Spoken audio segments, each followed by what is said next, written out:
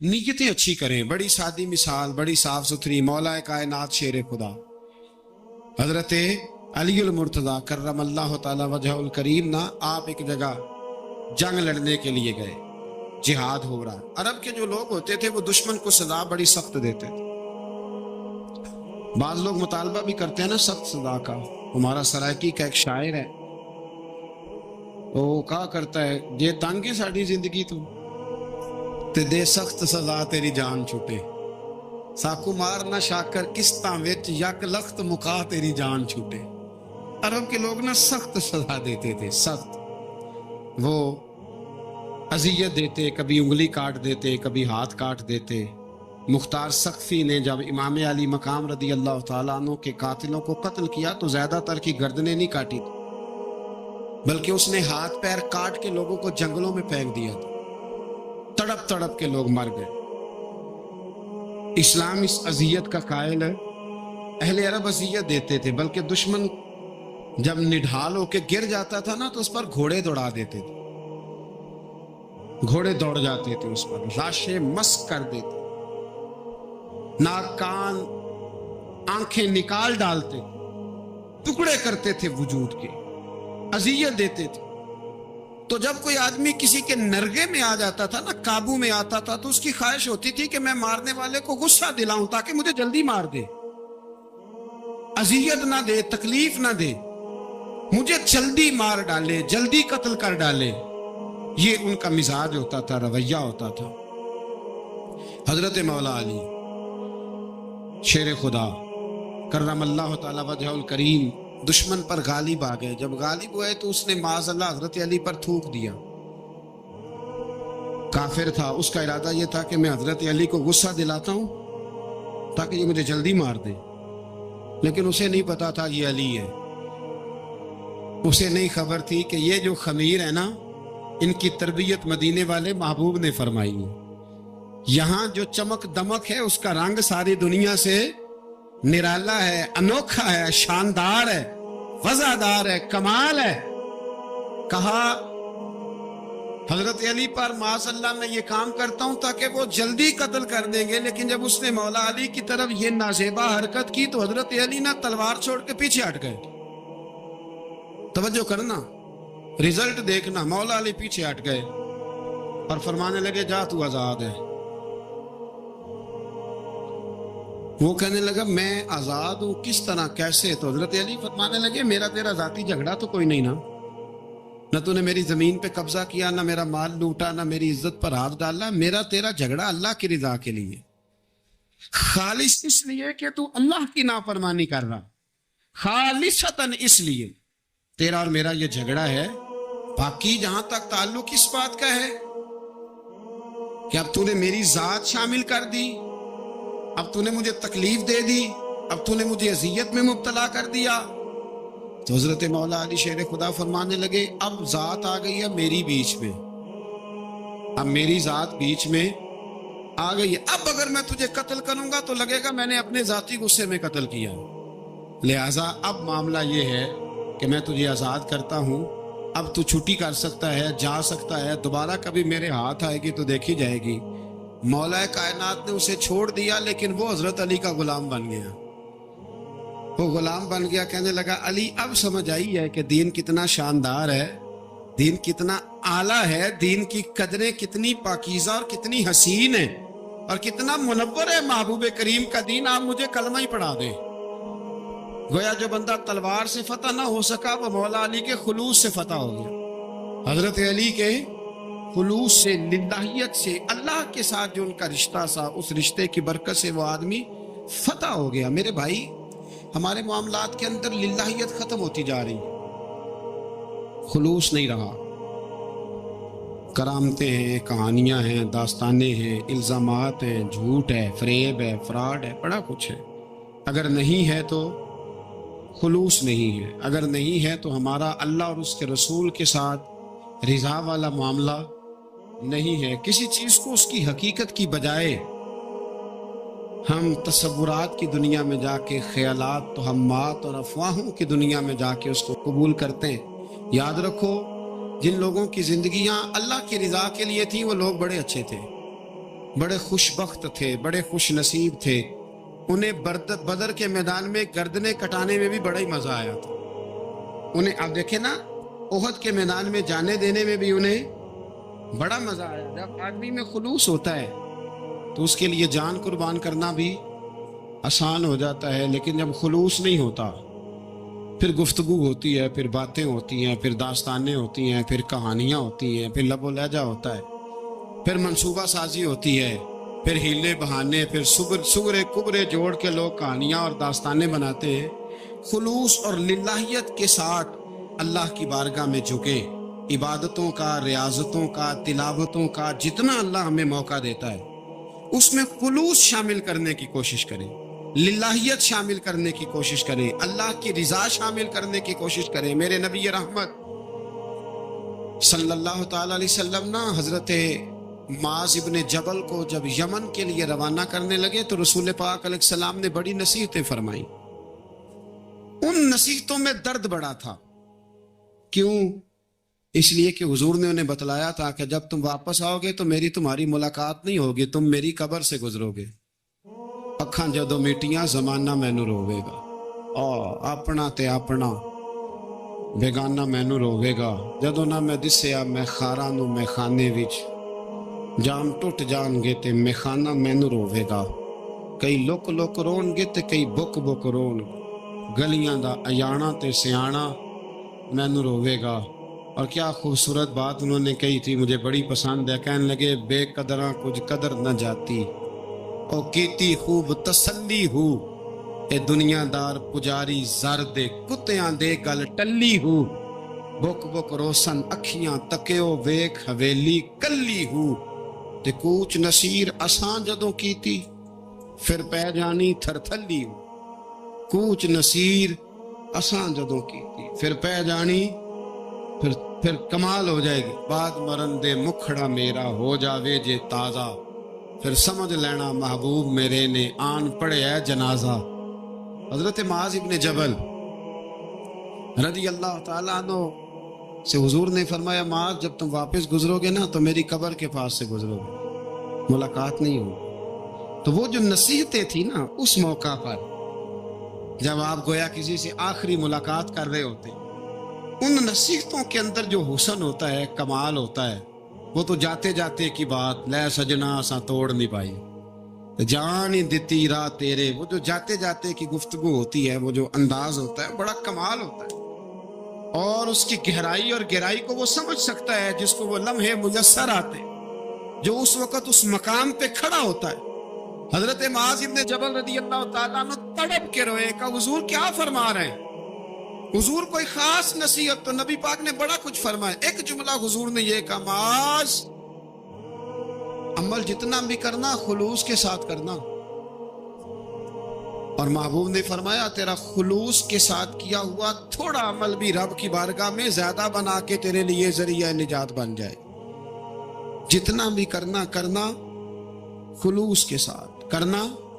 بولیے، خلوص کے ساتھ کرنا، للہیت کے ساتھ کرنا، اس کے اندر کوئی کمزوری نہ آنے پائے. للہیت کے ساتھ، خلوص کے ساتھ، رواداری کے ساتھ، پیار کے ساتھ کرنا. میرے بھائیوں، یہ سمجھنے کا مقام ہوتا ہے کہ جب ہم اللہ اور اس کے رسول صلی اللہ علیہ وسلم کی رضا کے لیے کوئی عمل کرتے ہیں تو اس کا بھی ہمارے دل کو پتہ ہوتا ہے. اور جب اندر ریاکاریاں ہوتی ہیں تو ہمارے دل کو اس کا بھی پتہ ہوتا ہے. ہمیں دونوں باتوں کی خبر اب ہمیں خود سوچنا ہے، ہمیں خود فکر کرنی ہے، غور کرنا ہے کہ ہمارا انداز. ایک بزرگ تھے امام غزالی نے لکھا ہے، انہوں نے 7 سال پورے 5 نمازیں جماعت کے ساتھ پڑھی اور پہلی صف میں تکبیر اولیٰ کے ساتھ پڑھی. 7 دن نہیں پوری پڑھی جاتی 5 نمازیں پہلی صف میں پہلی تکبیر کے ساتھ. 7 پہلی صف میں تکبیر اولیٰ کہتا ہے امام نے اللہ اکبر کہا پہلی تکبیر میں تو ہم نے بھی ساتھ ہی اللہ. پہلی صف میں 7 سال تک 5 نمازیں تکبیر اولیٰ سے بہت بڑا کارنامہ ہے، بہت بڑی بات ہے. مطلب بندہ یہاں سے اٹھ کے آتے وضو کرتے کوئی معاملہ آ گیا، کوئی مطلب اس کو حاجت ہو گئی استنجا وضو کی، تو وہ ٹائم نکل جاتا ہے. کئی دفعہ ایسے ہوتا ہے. 7 سال پورے نماز پڑھی تو کہتے ہیں 7 سال کے بعد نا ایک دن 8واں سال لگا ہوا تھا، تو بزرگ فرماتے ہیں میں ذرا لیٹ ہو گیا، تکبیر اولا تو مل گئی پر پہلی صف نہ ملی، تیسری صف میں جگہ ملی. بزرگوں کے تقوی دیکھیے گا.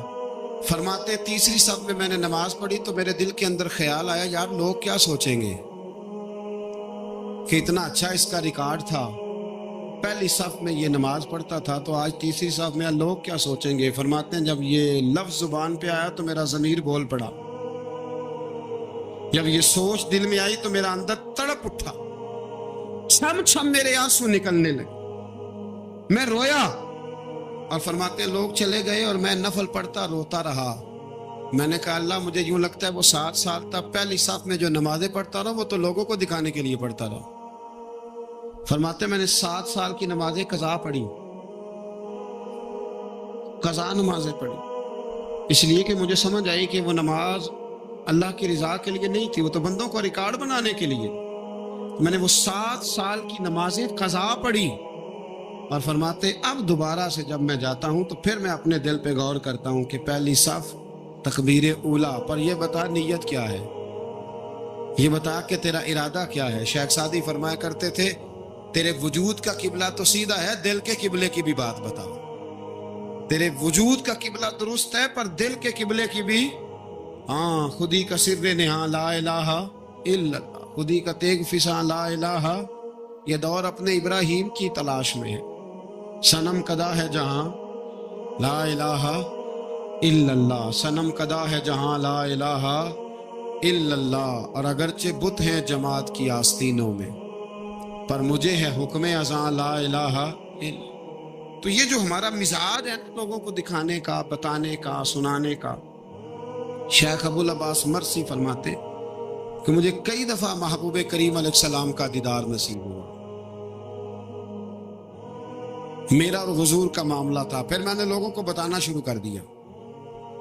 فرماتے ہیں پھر انہوں نے آنا چھوڑ دیا، اس لیے کہ کچھ باتیں ایسی ہوتی ہیں جو بتانے کی نہیں ہوتی. لیکن کچھ بندوں کو بشارتیں ہوتی بڑی ہیں، وہ ان بیچاروں کو بد ہضمی ہو جاتی. وہ بتائیں نا جب تک 20 لوگوں کو، تب تک ان کی وہ بد ہضمی ختم ہے. حالانکہ ہر چیز بتانے کی، دکھانے کی، سنانے کی، ہر چیز کی وضاحت دینے کی نہیں ہوتی. ہر چیز ایسی نہیں ہوتی. حضرت ابو ہریرہ جیسے لوگ فرمایا کرتے تھے علم کی 2 تھیلیاں، ایک کھولی ہے دوسری کھولو تو مجھے قتل کر دو. ہر چیز کو بتانے سمجھانے کی ہوتی ہے. تو خلوص دیکھیں کتنا ہے اس میں، للہیت کتنی ہے، اللہ کی رضا کتنی. الحمدللہ تعالی اس مہینے سے جو جولائی کا ہے، میرے خیال ہے 4-5 جولائی سے حج کی فلائٹ شروع ہو جائیں گی انشاءاللہ تعالی. خوش نہیں ہوئے آپ سن کے؟ جو جا رہے ہیں رب ان کا قبول فرمائے، اور جو رہ گئے اللہ انہیں موقع عطا فرمائے. ای سعادت بزور بازو نیس تانہ بخشندہ خدائے بخشن. یہ سعادتیں بازو کی قوت سے نہیں ملتی، تبھی ملتی ہیں جب اللہ عطا کرتا ہے، جب رب اپنے فضل سے عطا کرتا ہے پھر یہ سعادتیں ملتی ہیں. لوگ حج کے لیے جا رہے ہیں، اور آپ کو پتہ ہے حج بھی آج کل ساتھ حج ہوتا ہے، ساتھ سیلفی ہوتی ہے، آخر تک چلتا. ایک بزرگ تھے حضرت ابو مرتعش ان کا نام تھا. وہ فرماتے ہیں میرا 4تھا-5واں حج تھا، نفلی حج کرنے کے لیے میں جا رہا تھا. تیاری میری مکمل ہو گئی تھی، 2-4 دنوں میں میری روانگی تھی، ارادہ میرا مضبوط تھا، معاملات سارے طے ہو گئے تھے، بس میں جانے کے قریب تھا. فرماتے ہیں کہ میں ایک دن گھر میں بیٹھا تھا، اماں جی نے نا کہا بیٹا ذرا پتر ذرا پانی کا پیالہ دینا. فرماتے میرے دل میں خیال آیا کہ ایک تو میں عالم ہوں، صوفی ہوں، درویش ہوں، مولوی ہوں، اور دوسرا یہ کہ میری کل پرسوں تیاری بھی ہے، تو پانی تو چھوٹا بھائی بھی دے سکتا ہے، یہ کام کو بچہ بھی کر لے گا. میں نے چھوٹے کو اشارہ کیا ذرا پانی دینا، وہ گیا اور مٹکے سے پانی بھر کے اماں کو دے دیا. کہتے ہیں جب اس نے اماں کو پانی دیا نا تو میرے اندر پھر مد و جزر شروع ہوا، پھر میری ضمیر کی آوازیں اٹھنے لگی، پھر اندر سے بلندی ہونے لگی، پھر آوازیں آئیں، اور پھر میں نے اعلان کیا. میں نے کہا خو یہ کیا ہوا؟ سینکڑوں اور ہزاروں میل حج کرنے کے لیے جانا میرے لیے آسان ہے اور یہ 2 قدم اماں کو پانی دینا میرے لیے مشکل ہے؟ یہ کیا بات ہوئی؟ حالانکہ حج کرنے سے بھی اللہ نے راضی ہونا تھا اور اماں کو پانی پلانے سے بھی اللہ نے راضی ہونا تھا، پر یہ میں کس جگہ کھڑا ہو گیا ہوں کہ سینکڑوں میل اور ہزاروں میل جا کے حج کرنا میرے لیے آسان ہے لیکن پانی بھر کے لانا میرے لیے مشکل ہے۔ چند قدموں کے فاصلے پہ مٹکا پانی کا پڑا ہے۔ فرماتے ہیں بس اسی وقت پھر مجھے سمجھ آئی کہ وہ حج میں لوگوں نے ذرا حاجی حاجی کہنا ہے نا، حج میں لگا شور اٹھے گا نا کہ چھٹا حج کر کے آیا ہے، حج میں ذرا آوازیں اٹھیں گی نا ماشاءاللہ کیا بات ہے، پھول ڈلیں گے اور پتیاں گریں گی اور نام ہوگا، لیکن اماں کو پانی دینے سے کسی نے اعلان تو نہیں نہ کرنا، شاباش تو نہیں نہ دینی، کسی بندے نے آواز تو نہیں نہ اٹھانی۔ فرمایا میں اسی وقت اسی لمحے اٹھ کے ماں کے قدموں میں بیٹھا اور پیر پکڑ کے کہا ماں مجھے معاف کر دے۔ ماں کہنے لگی بیٹے کیا ہوا؟ میں نے کہا ماں مجھے سمجھ آ گئی، آج میرا نفلی ہے، میں اس سال نہیں جاؤں گا، اگلے سال جاؤں گا، اب یہ پورا سال میں تیری نوکری کروں گا، میں تیری خدمت کروں گا، تیرے پیر دباؤں گا، تیرے لیے کھانا لاؤں گا، میں تیری ڈیوٹی کروں گا، اس لیے کہ مجھے سمجھ آئی ہے کہ نیکی کا تصور اصل میں ہے کیا۔ ہم بالعموم وہ نیکی کرنے جا رہے ہوتے ہیں جو نیکی بھی ہوتی ہے اور دنیا میں اس کا نام بھی ہوتا ہے، تذکرہ بھی ہوتا ہے، اس کی وجہ سے ہمارا قد بھی اونچا ہو رہا ہوتا ہے۔ حالانکہ نیکی کا تصور تو بڑا چھوٹا سا ہے، کل معروف صدقہ، مسکرا کے ملنا بھی نیکی، رزق حلال کما کے بچوں کو کھلانا بھی نیکی، گلی سے پتھر اور کانٹا اٹھا دینا بھی نیکی، پر ہمیں تو کوئی لمبی چوڑی نیکی چاہیے، کوئی بڑی نیکی چاہیے۔ اس لیے بہت سارے ایسے لوگ ہیں جو نیکیاں ان کے پہنچ میں ہوتی ہیں وہ نہیں کرتے۔ وہ محرم کے ایام میں نا ایک جگہ پہ حاضری کا موقع ملا تو وہاں ایک صاحب کہہ رہے تھے ہم مریں گے، لڑیں گے، جانیں دیں گے، قربانی دیں گے، ہم امام علی مقام کی سنت ادا کریں گے، سارا کچھ کریں گے۔ تو بعد میں وہ میرے پاس بیٹھے تو میں نے انہیں کہا کہ جب جنگ کا موقع آئے گا تو انشاءاللہ لڑیں گے، جانے بھی دیں گے، پر ابھی آپ یہ کام کریں کہ امام حسین ایک رات میں پورا قرآن پاک پڑھا کرتے تھے، یہ والی سنت امام حسین کی شروع کریں، یہ والی سنت ابھی آپ سٹارٹ، جب وہ موقع آئے گا تو انشاءاللہ وہ کام بھی کریں گے، تو یہ والی سنت آپ سٹارٹ کریں امام صاحب کی۔ امام صاحب 100 نفل پڑھا کرتے تھے فرض نماز کے علاوہ روزانہ، 100 رکعت نماز نفل، تو آپ یہ والی سنت امام حسین کی شروع کریں نا، تو جب کربلا سجانے کی باری آئے گی تو پھر کربلا بھی سجا لیں گے۔ لیکن ہم نے یہ والے کام نہیں کرنے، نمازیں 5 پوری نہیں پڑھنی، ہم نے تو صرف کربلا والی سنت ادا کرنی، نعرے لگانے ہیں، وہاں تک پہنچنا ہے۔ میرے عزیز یاد رکھیں، اللہ کی رضا ہر جگہ پیش نظر ہو۔ میرے رسول کریم صلی اللہ تعالی علیہ وسلم کی عالی مرتبت خدمت میں ایک جنگ کے موقع پر صحابہ نے عرض کیا تھا کہ یا رسول اللہ صلی اللہ تعالی علیہ وسلم فلاں آدمی بڑی ہمت سے لڑ رہا ہے، جہاد کر رہا ہے، بڑی بات ہے، تو حضور نے فرمایا یہ جہنمی ہے، جہاد کر رہا تھا، توجہ ہے میری بات پر، حضور نے فرمایا یہ جہنمی ہے، یہ دوزخی ہے، یہ بندہ جنتی نہیں۔ جب سرکار دو عالم صلی اللہ تعالی علیہ وسلم نے یہ بات ارشاد فرمائی تو صحابہ کہتے ہیں ہمیں تجسس ہوا کہ یہ کیا بات ہوئی، اتنی ہمت سے، جوان مردی سے، اتنی وہ دلیری سے لڑ رہا ہے اور حضور نے فرما دیا دوزخی ہے۔ کیسے دوزخی کیسے؟ تو ایک صحابی کہنے لگے میں اس کا پیچھا کرنے لگا، جب پیچھا کرنے لگا تو اس پر نہ کچھ زخم کاری لگ گئے تھے، زخم گہرے تھے، وہ زخموں کو برداشت نہ کر سکا اور ایک مقام ایسا آیا کہ اس نے خود اپنے پیٹ میں خنجر لگا کے، پیوست کر کے، خنجر مار کے یا تلوار مار کے یا نیزہ مار کے اس نے خودکشی کر لی، زخموں کی تاب نہ لا سکا۔ حضور نے فرمایا تھا کہ یہ جہنمی ہے، تو اس کی وہ جو بات تھی وہ صادق ہو گئی۔ کہتے ہیں میں فوراً بولا، میں نے کہا میرے محبوب جو فرماتے حق اور سچ ہی فرماتے، دیکھو کس موت مرا ہے۔ اب اس پر مفسرین نے لکھا ہے کہ وہ بندہ جو گھر سے نکلا تھا نا، تو وہ دین کے لیے لڑنے نہیں نکلا تھا، وہ قومیت کے لیے لڑنے آیا تھا کہ میرا سارا قبیلہ کیا ہے تو مجھے بھی جانا چاہیے، ہماری قوم سے فلانی قوم ٹکرائی ہے تو لہذا ہمیں، اس کی نیت میں، ارادے میں دین، للہیت اور خلوص شامل اس کی دلیل وہ حدیث ہے جس میں حضور نے فرمایا کہ عالم بھی، سخی بھی اور شہید بھی اس وجہ سے جہنم میں جائیں گے معاذ اللہ کہ ان کی خدمات کی وجہ اللہ کی رضا نہیں تھی، خدمات کی وجہ ذاتی شہرت، بہادری کے دعوے تھے، سخاوت کا سبب یہ تھا کہ لوگ انہیں سخی کہیں۔ خلوص والا جو عمل ہوتا ہے نا، خلوص والا، وہ تو بڑا تھوڑا بھی ہو تو قبول ہوتا ہے، اس میں بڑی دیکھیں نا، اللہ کی بارگاہ میں مقدار نہیں دیکھی جاتی، معیار دیکھا جاتا ہے، مقدار نہیں دیکھی جاتی، معیار دیکھا جاتا ہے۔ نبی کریم علیہ السلام نے ایک جنگ کے موقع پہ اعلان کیا کہ ہر بندہ چندے میں حصہ دے، قحط کا زمانہ ہے، بہت زیادہ مال کی ضرورت ہے، ہر آدمی آئے، حصہ ڈالے، آگے بڑھے۔ جب سرور دو عالم صلی اللہ تعالی علیہ وسلم نے یہ اعلان فرمایا، حضور نے حکم دیا تو بڑا بڑا مال دیا۔ حضرت عثمان غنی نے کئی سو اونٹ دیے مال کے بھر کے، حضرت صدیق اکبر نے بھی بڑا دیا، فاروق اعظم نے بھی آدھا مال دیا، حضرت عبد الرحمن ابن عوف جیسے لوگوں نے ہزاروں اور لاکھوں دینار دیے۔ ایک غریب صحابی تھے، وہ فرماتے میں نے زور سے عصر تک یہودی کے باغ میں مزدوری کی، چند کلو کھجوریں ملی تو لا کے میں نے حضور کی بارگاہ میں نذرانہ پیش کیا۔ فرماتے میرے دل میں خیال تھا کہ وہ میری ہٹی کیا کرے گی، میرا ایک قطرہ کیا کرے گا، جہاں لوگوں نے لاکھوں دیے، ہزاروں دیے تو کیا بنے گا۔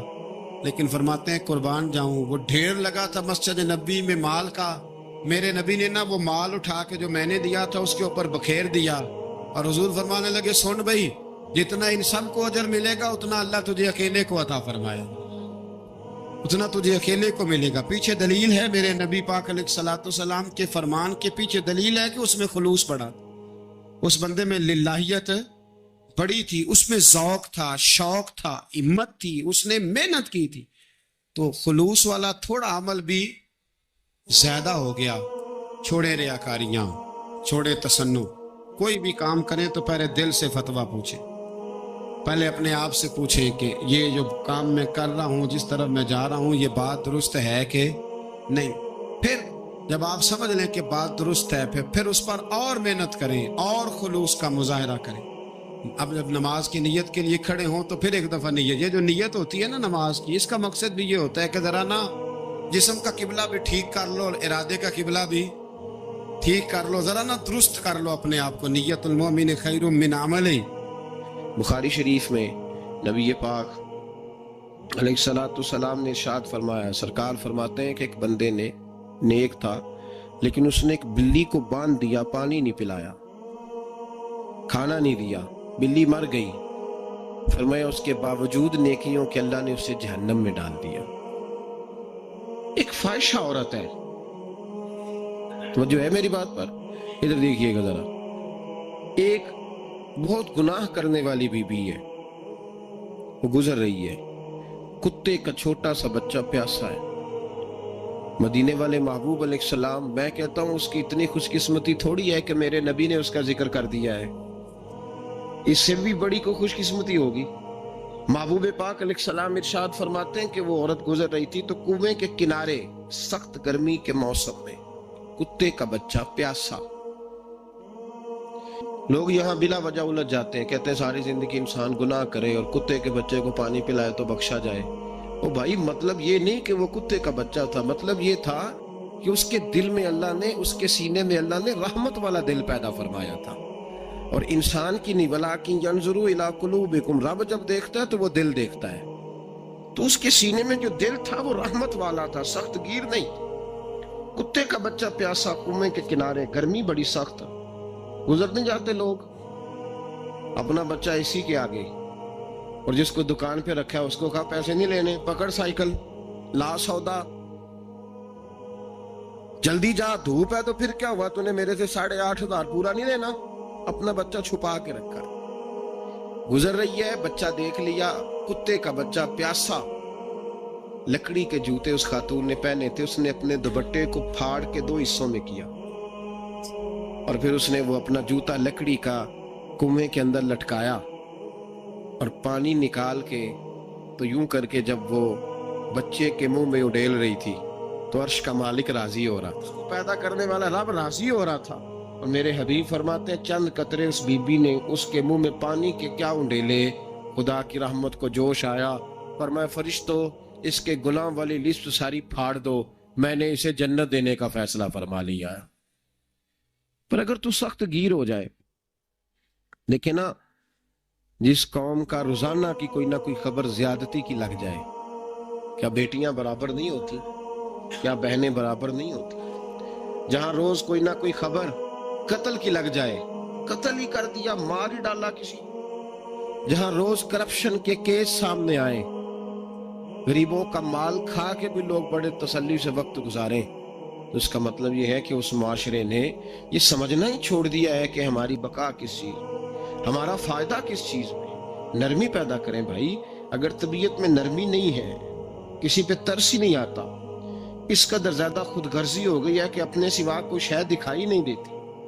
یاد رکھیں، جو چاہتا ہے میرے بچے سکھی رہیں وہ غریبوں کے بچوں سے پیار کرے، جو چاہتا ہے میرے گھر کے اندر روشنی رہے وہ کسی غریب کے گھر میں روشنی جلانے کی کوشش کرے، جو چاہتا ہے میرے لیے لوگ رحمت اور کرم کے جذبات رکھیں وہ دوسروں کے حق میں نرمی اختیار کرے۔